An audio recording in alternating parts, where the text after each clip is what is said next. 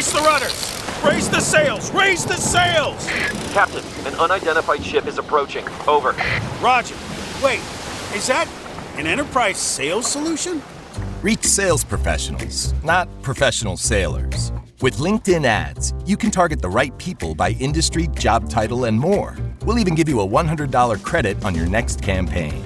Get started today at linkedin.com/results. Terms and conditions apply. Hey, it's Paris. You know I love sparkly things, right? Like stars. Duh. And thanks to Hilton and AutoCamp, I just slept under them. Picture me, serving looks by the fire outside my luxurious Airstream, making s'mores with the kids, while a national park is our backdrop. The great outdoors meets Hilton hospitality. That's hot. Explore all the new ways to stay at Hilton.com. Hilton for the stay.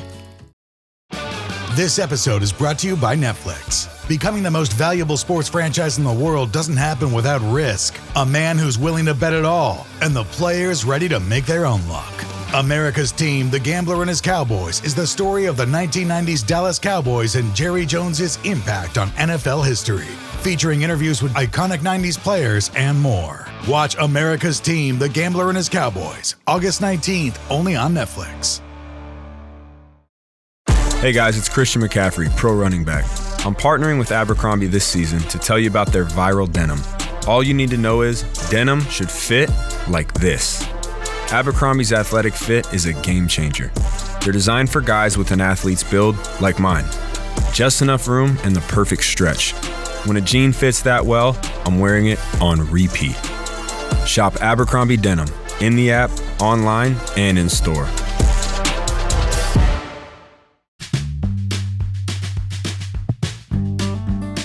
Hi, this is Tony Ruggiero here on the Tour Coach Podcast, where we bring you the best mental coaches, fitness experts, teachers, players, everything from my journey in the game of golf to help you learn to play better golf, teach better golf, and enjoy the game.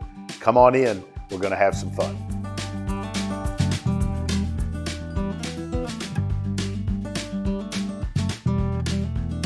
All right, so joining me here on the Tour Coach, we're doing another one of those flashbacks, if you will, back to the early days of PGA Tour radio when Wayno was on with me a bunch there on the Dewsweepers Golf Show. And obviously Wayne and I's longtime mentor, Hank Johnson, had his own segment. Only guy I know had his own segment. He just got grandfathered in. He came on every week. But he had some great stuff. And our buddy Ralph Carroll, who produced that show, found a bunch of these old segments. And every now and then we pull one of them out and we kind of put a fresh look on it and then play the old segment after this. But this one I thought was great for just any, especially for the recreational golfers, day to day, learning to play better golf. The guy trying to break 190-80. It's called Empty Cup. And it's really about, to me, he did a bunch of these Wayno segments on kind of how to take a golf lesson, how to get more out of it, and having it work for him. I'm sure it's a little bit because he was getting pissed off at the people coming to take his golf lessons. Right. But you obviously, you and I were around him a long time, and we always give him credit. If you don't mind, start. The theme of this is the empty cup, and really what there were 4 cups in this segment, 4 different types of students that come to you. And I think this can help golfers out there. And then Connor will ask you for some opinions and stuff based on what you see, because you teach obviously a lot of beginner, intermediate type recreational golfers. So Wayno, talk for a second a little bit about what you took from this segment, and then we'll go right into the 4 different types of cups. Okay, T. Well, Hank was very diligent about trying to get his people better. He cared, and I think you and I learned a lot of that from him. And I learned it from Bob Toski as well. I mean, those old guys that were in that original group of guys that I was lucky enough to be around, they really, really cared that their students came out of a golf lesson better, and they took that very personal, and they strapped that on like a weight around their neck. I mean, they really wanted people to come. They wanted to experience what good golf instruction, what it was and what it was all about. And they took it took it very seriously when once in a while a golf lesson didn't work, and they took it seriously enough to, at the end of the day, kind of like you and I do a lot. We talk a lot on the way into work, and we talk a lot on the way home from work. How'd your day go? Well, I gave a few good golf lessons today. I don't really think I was that great. I mean, we share those feelings with each other pretty honestly, and we talk a lot, and it always ends up back to, how did our students do? What are we doing for our students to try to make them better, to grow our brand and grow our team concept that you and I've talked about for years now. And it's just, if you can keep that first and foremost in your mind, as whether you're a good teacher or not, based on how your students perform, and how is their legacy going? Are they getting better? Are they moving up the ranks in their club level golf, or are they moving up the ranks on their high school team, or whatever the case may be? I think they took it very seriously back in the day, and Hank was such a great speaker, right? And and very eloquent when he would talk, and he was a big thinker. Obviously, we drank a bunch of cups of watching him take a million notes. We talk about those notebooks all the time, don't we? Because there's some solid gold that was written on those pages. Yeah, and but again, we sat there and watched him, and how meticulous he was at trying to gather as much information as he could to make his brand and his lesson taking business, to make it as good as he could possibly make it. Right. Well, I think you and I have tried to do that exact thing. Yeah. So so basically what he lays out in this segment, which if you enjoy this, after we get done talking here in a few minutes, we're going to play the original interview, and I think it's fantastic. But the first cup, and we get these students all the time, is a full cup, and that's where the person. And I think it's this was in 2003 or 4 or 5 probably. The internet wasn't anywhere, and social media wasn't even really a thing then yet. So this is even more applicable now than it was then. This is one of those things that I think has gained importance, and that was the person that is a full cup, and he tells the story about a martial arts kid that goes to see this martial arts expert, and the guy, he tells the master basically, like, I don't have anything to, I already know I can't do this, you can't do this, or whatever. And the master walks away, and the kid's like, well, where are you going? And he said, I'll come back when your cup is empty. Right. And the whole point is that if you can't put any information into anything new into a full cup. And he starts with the full cup, which is the student that comes to you. I think there's more than ever, where they've already got tons of ideas on theory in their head. They've tried all these things on social media, and they basically have no room for info, because they're dead set and determined that they already know everything from all the information that they find on social media, or they find on the internet, or they've read in Golf Digest, or they've read in Golf Magazine, those types of things. I mean, I know we'll start with you, Wayne, then we'll go to Connor. You certainly see that, right? And I think you probably see it more every day on the tee there at Highland and at Bluebell than we used to. How do you deal with that?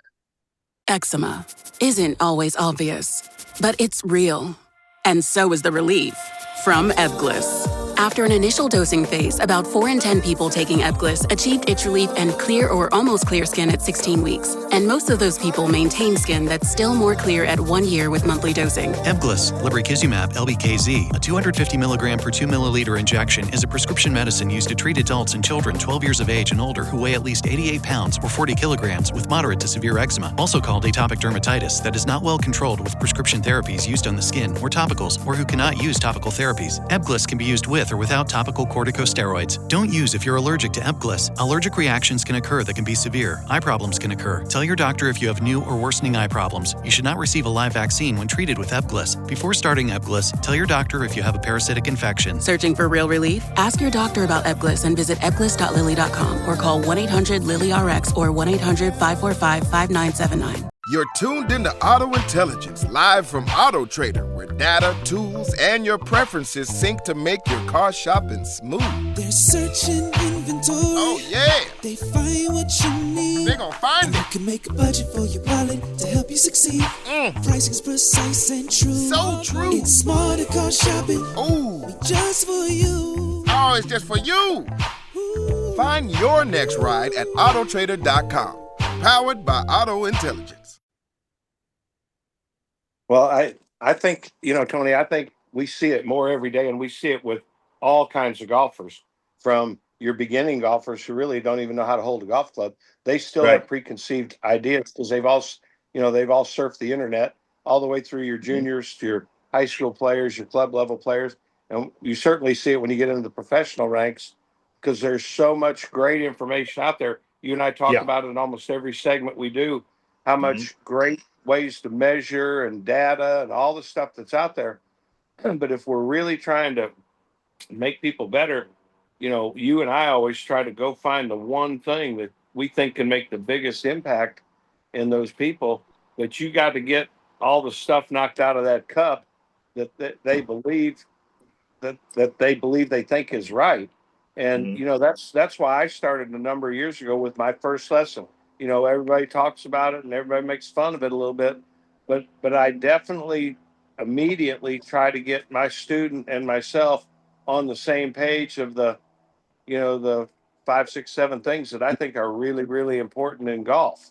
And I try to get their cup emptied out, kind of shined up a little, if you will. I know you're going to talk about that in a minute.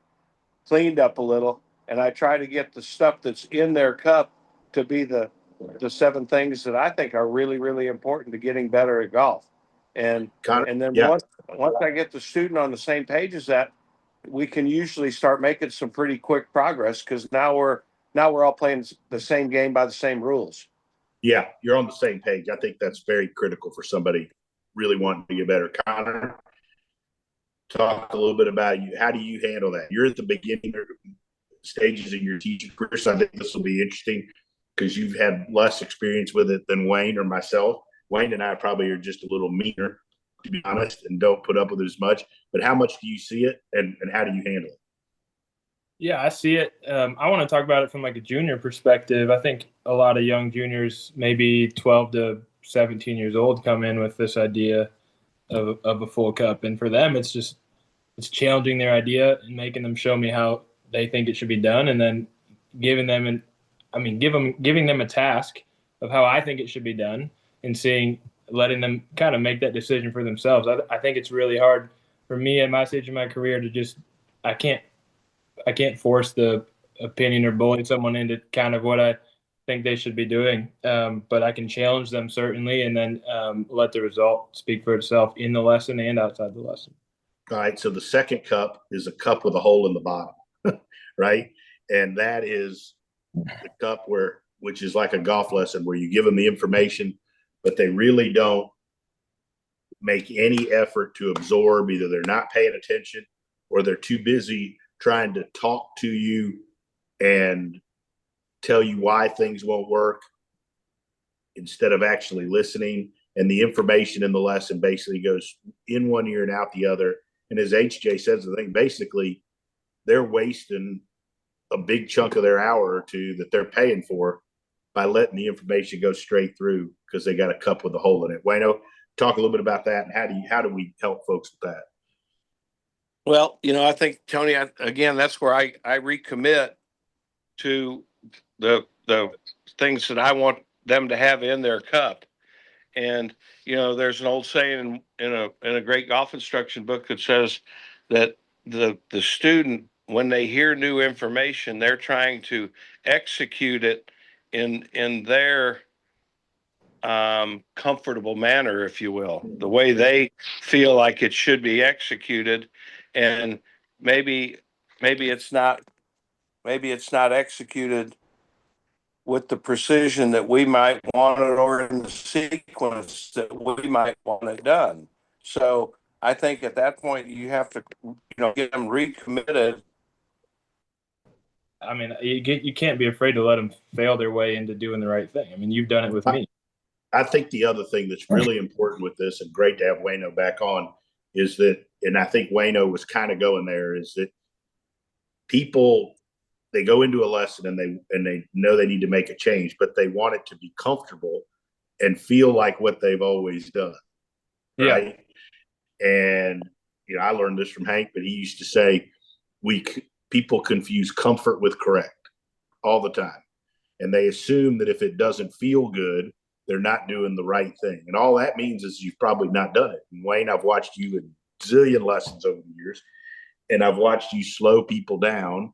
And Connor, to be honest, this is where you got to get better at. Wayne and I were talking about you the other day on the phone. Like, when the lesson starts spiraling, you've got to be able to slow them down and help them understand that they're probably not going to be comfortable. Wayne, you agree with that? I do, Tony. That's what I think I was saying for. I just clicked off. I'm sorry, but no, that's all right. The people are trying to execute the new stuff in a comfortable way that they're accustomed to, and you've got to slow them down, and you've got to teach them to do it correctly, even if they miss the ball. I mean, I know that sounds crazy, and none of us want to see our student ever miss a ball, but you have to learn to do these things even if you miss the ball until you learn to do it and no longer miss the ball. And that's when you start, breaking through to the right sequences and things like that allow fundamentals to work in line with each other. But you have to be willing, as a student, you have to be willing to be a little uncomfortable. And the thing that I see more than anything is people not wanting to back off their speed any. They want to learn, and they want to learn it at 110 miles an hour. And they can't do it at 2 miles an hour, and they have to, you have to back them down. And that's our job to, and you see me, if it's not going well, you'll see me just go stand right on the ball. And the people are looking at me like, get out of my way. I want to hit another ball. Well, I just stand there and tell them a story about something, but I'm not going to let them continue to run the lesson and continue to spiral themselves out of control just because they're uncomfortable. And then I may take the club out of their hands and help them put their hands back on the club correctly and get the ball on a good lie and get them back in their station, and then tell them, hit me a little chip off the front of the tee and see if we can't find the ball correctly a little bit slower, and then start to rebuild the process of getting the fundamentals in line. The things that I'm trying to change in the person's swing, whatever they may be. And that's the hard part. And we as instructors, you just back off of that just so the student has fun, because they're not going to get better, right? Our job, I want them to have fun, trust me, more than anybody, but I really want them to get better more than I want them to have fun. That matters to me more, because I know if they get better and they hit it better and they score better, they're ultimately going to have a whole lot more fun. Third cup, dirty cup. When Hank said this, I laughed. I didn't know where the hell he was going with this for a minute. He said, you can't show with a dirty cup. I said, H, what are we talking about here? But anyways, and he talked about it as it being contaminated. And I think where he was going, and as I listened to it, was, again, I think there's a little bit of this, it's kind of tied up with the full of theory, but these are people that have misconceptions about either what they're doing. I'll use, for example, a guy that thinks he's over the top when he's way into out. And I think the dirty cup stuff, to me, is actually a little easier to combat now with all of the technology we have, because you can use a TrackMan, you can use a quad, you can use a force plate and show them and prove they're not doing what they're doing. And that's why I think it's so important to stay up to date on the stuff that's going out there as a teacher. But talk about dirty cup, Wayno and Connor. What does every USAA member have in common? Family. We're one big family who supports the military community and their eligible families. And if you, your parent, or spouse served, you could join our family and save big on auto insurance. Visit USAA.com/join today to check your eligibility. Membership eligibility and product restrictions apply and are subject to change. USAA means United Services Automobile Association and its affiliates, San Antonio, Texas. Shh. Hear that? Big waves are calling. Dive into refreshment with Kona Big Wave. Tropical flavor and the taste of aloha in every drop. This summer, don't just listen. Join Kona on the Big Wave Bonfire Tour. More information at konabigwave.com/bigwavemusic. Kona Big Wave. Liquid Aloha. Copyright 2025 Kona Brewing Co., St. Louis, Missouri. Mahalo for enjoying responsibly. Well, I mean, I couldn't agree more. I still film golf swings and I use, I've got a launch monitor and a force plate and all that stuff. I use all those things, but sometimes you just film a swing correctly and put it on and draw a plane line or draw a ball position line or whatever, and it is what it is, right? And you can kind of debunk some of those theories of what's really happening. And a lot of times people will say to me, they'll say, well, it doesn't feel anything like I'm too far in to out. And then I'll just point at the computer screen and they'll say, oh, I know, I'm not saying you're wrong, I'm just saying what it feels like. And that's when I'll say something like, well, let's first understand exactly what we're dealing with, and then let's learn to do it correctly so you can learn to start feeling what it is we want to feel. Because right now you're really not feeling anything other than comfort. Let's try to do something right. And so you can start learning to feel what correct feels like, or what Connor, good aim feels like. What does it look like to them? Connor, how do you deal with people that come in with a dirty cup, contaminated, misconceptions? I think all of these cups tied together really. And I think one reason Wayne's had so much success in his teaching career is his ability to start with a student by explaining the things that he thinks are important in their golf swing and get them on the same page, and then the ability to slow them down, which I think if people are listening really wanting to get better from a golf lesson, that would be the theme of this whole thing. How do you handle that? Yeah, most beginners, I think they don't really understand how the ball, how to get the ball in the air, that the face affects where the ball goes, the path affects where the ball goes, and that you got to hit the ball in the grass in front of the ball. And I think a lot of, the misconception is you got to get under the ball and lean and lift it for beginners. And so, I have a couple different ways that I go about explaining to them that that's not the case. And it's not that much harder than that most of the time. All right, so last one here is really the ideal. It's what we're looking for as teachers, and really what's the most beneficial. Kind of goes back to that, to the martial arts person. You want an empty, clean cup with no leaks in it, is what HJ called it. That's your fourth cup. There's four types of cups, right? And again, what he meant by empty, I think, is, you come willing where there is room for new information. It's clean, not contaminated. You're not automatically predisposed to say, that shit won't work for me. That's not going to work. No way that'll work. And no leaks, right? And not where they kind of listening to you, but half listening. And then they get over the ball and you ask them how that feel. And they go, well, I was actually trying something different. Right. We get that all the time. So I'm going to flip this to you, Wayno. Let's go to you to start again. Talk a little bit about what's the ideal student and their ideal cup situation here, and the importance of showing up like that. Well, I think my students, I strive to get them to the empty, cleanest cup full of my information that I want them to understand. And I talk to them all the time about trying to use the same verbiage back and forth to each other. And I try to tell them that that's really in their best interest, because the minute they hit a bad shot, they shouldn't have to just call me and say, oh God, I hit a high slice today. What did I do wrong?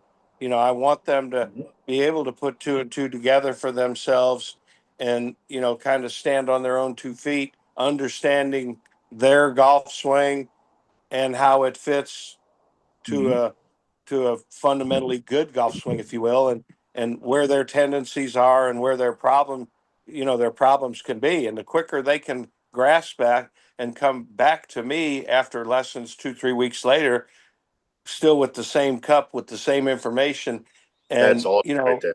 The faster I can get them coming back to me, and every once in a while they'll come back and say, well, I did this and this and this, and I know Robbie Shelton was one of the best you ever had at that. You know, he would come back Yeah. after 2 months and he'd be working on the same one thing that you Amazing. He worked was the on. best You ever and at I it. Yeah. you and I talk about that all the time.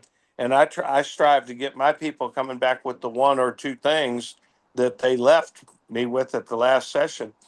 And it's after a little bit of time, they start to come back with the same thing in mind. And, you know, you'll really know you're getting somewhere with them when they'll come back and they'll say, hey, I read something the other day and it said this. What do you think about that? Yeah. Before they have practiced it for 3 That's weeks. And when me you saying, well, that really doesn't fit. That doesn't fit what we're trying to do. And here's why. You know, so when I can get my students asking me some really good questions like that, it's really easier to keep their cup clean and full of the information that we want it to be full of, and you know, let them have fun watching, you know, golf swings on YouTube or reading golf magazines. All that stuff is great entertainment. Golf Channel's great fun, but you don't have to try to do it all. You know, you want to enjoy it because that's the fun of the game. But in order to get yourself better, you got to be committed to your one full clean cup of good information that fits your game and your issues. Connor, what's your ideal student? Yeah, I mean the same thing. You know, Wayne says. I think you've got to help them find an. I don't think anybody comes to a golf lesson and wants to be wrong or prove you wrong. Like I think everybody wants to come and get better. And Wayne's taught me this a bunch. But like you can help them get better by emptying their cup and using the same language. And yeah, no, and like giving them an opportunity to embrace the one thing, embrace what it means to get better instead of filling them with a bunch of stuff that they don't need. And I think that's the key. And I mean, I learned this from H and from Wayne, but it's like simplicity is beautiful and important. The more you can keep it simple, going back to Woody, his old golf lesson of you shouldn't leave a golf lesson with more than you could write down on one 3x5 index card. And I've carried that everywhere I go. And I think if you can go to a golf lesson and you go with an empty, clean cup and you leave with one or two things, and then like Wayne says, you leave and you understand and know how to work on it slow, where you can develop a feel and you can learn to do it. And then you stick with it and you've had 3 or 5 lessons down the road with Wayne, where each time you're building and developing the ability to further do it, you got a great chance to get better at this game. You know, Tony, I always laugh, and I know HJ got you with it one time, and I remember early, you know, maybe the first 6 months I'd worked with him or for him, or you know, when I was trying to learn, I didn't know what to do. Right, I was trying to learn everything, and he came up and watched me give one of my first lessons, and man, you know, I got nervous and everything, right, and we got done. He got done with it, and he said, "Wayne, that was fantastic. I've never seen a teacher tell a student everything they know about the golf swing and learning golf in 3 minutes. You did a great job at that." And I was trying to fill the student full of so much information because I just felt like I didn't know what to do, right? So he helped me by kidding me, and then he challenged me by learning how to use the better verbiage and use the right words, and you know, pick my battles, if you will, of the Words one or matter. two things that I wanted to try to teach. You know, so you know, he would do it funny sometimes, he would do it brutally honest sometimes, but all of it was an effort to, you know, to make us better. And he saw things all the time that he thought we could do that we didn't have any idea we could do, but he helped us pull those things out of ourselves, you know, and that's why he was such a good mentor to all of us, you know, all the guys that have been involved with him. Wayno, Connor, awesome stuff. Thanks for taking the time. If you're listening to this, it's going to roll right after. It's the original segment from PGA Tour Radio, Sirius XM, that on the Dew Sweepers Golf Show with On the Tee with Hank Johnson that Hank and I did some years ago. It's great info, great insight. Guys, thanks for sitting in. We'll look forward to going to do another one of these here in the next couple weeks. Thanks, Steve. Sounds great, T. Thanks a lot.